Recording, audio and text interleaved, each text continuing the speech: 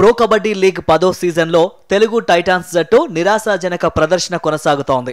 మంగళవారం జరిగిన మ్యాచ్లో తెలుగు టైటాన్స్ జట్టు 26-46తో బెంగాల్ వారియర్స్ జట్టు చేతిలో ఓడిపోయింది. ఈ లీగ్లో టైటాన్స్ జట్టుకిది 10వ పరాజయం.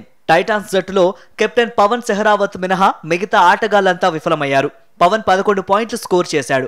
వారియర్స్ జట్టులో వైభవ్ 9 పాయింట్లు, నితిన్ 9 పాయింట్లు, విశ్వాస్ 8 పాయింట్లు, శుభం 6 పాయింట్లు సాధించారు.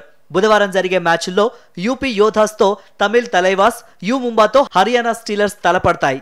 ప్రో కబడ్డీ లీగ్ 10వ సీజన్లో తెలుగు టైటాన్స్ జట్టు నిరాశాజనక ప్రదర్శన కొనసాగుతోంది. మంగళవారం జరిగిన మ్యాచ్లో తెలుగు టైటాన్స్ జట్టు 26-46తో బెంగాల్ వారియర్స్ జట్టు చేతిలో ఓడిపోయింది. ఈ లీగ్లో టైటాన్స్ జట్టుకిది 10వ పరాజయం. టైటాన్స్ జట్టులో కెప్టెన్ పవన్ సెహరావత్ మినహా మిగతా ఆటగాళ్లంతా విఫలమయ్యారు. పవన్ 11 పాయింట్లు స్కోర్ చేశాడు.